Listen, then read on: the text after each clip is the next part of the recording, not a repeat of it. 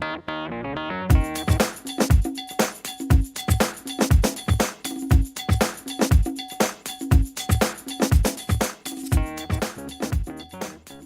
I'm Keith Hubbard with True Principles, and I'm here today to share with you guys some more powerful principles about relationships and how to change our families.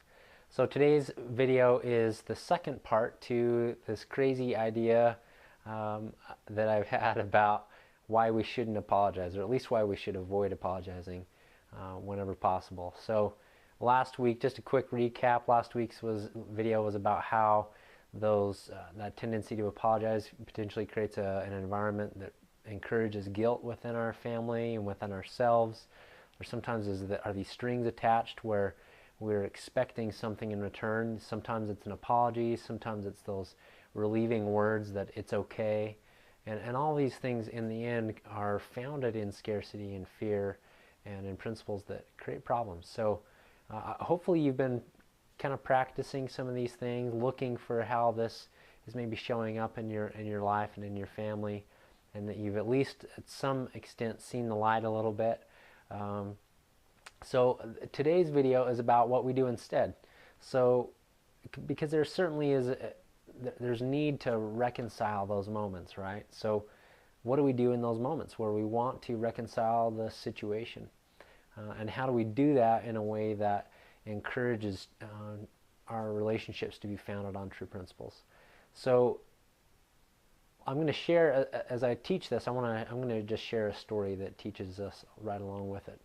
And I have this client of mine who one day asked her husband to fold the laundry. And I'm sure all of you women out there can relate with that desire to want to get some help with those kinds of things. And the husband didn't follow through with it. He didn't meet that request. And so I'm sure, again, all of you can relate with that as well. And what continued to happen is this wife,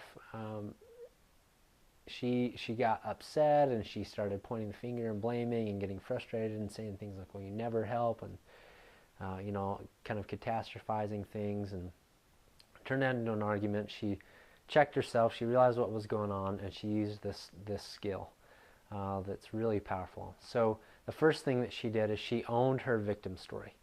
And what I mean by that is that she recognized this gigantic story that she was telling herself. In her mind, she was telling herself, he doesn't love me, I'm not worthy of his help. Like there's, it may sound really dramatic, but this is where we go internally. And that moment was validation of deeper fears and insecurities that she had already had, whether he folded the laundry or not. And so she owned her victim story, because we cannot step into a place of changing things in our lives if we are victims. And just thinking about that idea of being a victim is literally powerless to the situation around them. And so in this moment, if she's a victim to what's going on, she is literally powerless to changing it.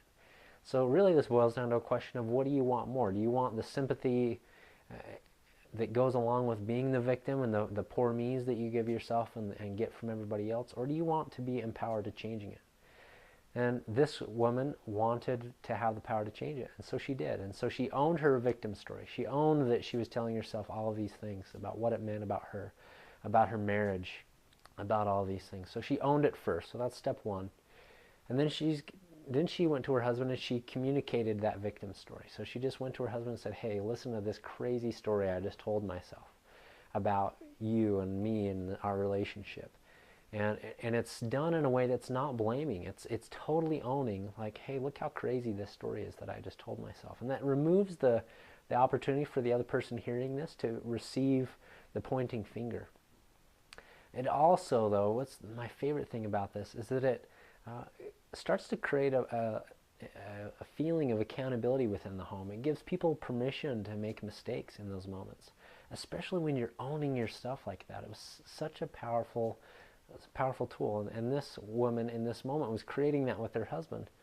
And I mean, imagine being on the receiving end of something like that. How powerful that'd be to have someone know that you had somehow hurt someone's feelings, but then they come to you and say, oh, holy cow, look at this crazy victim story I just told myself.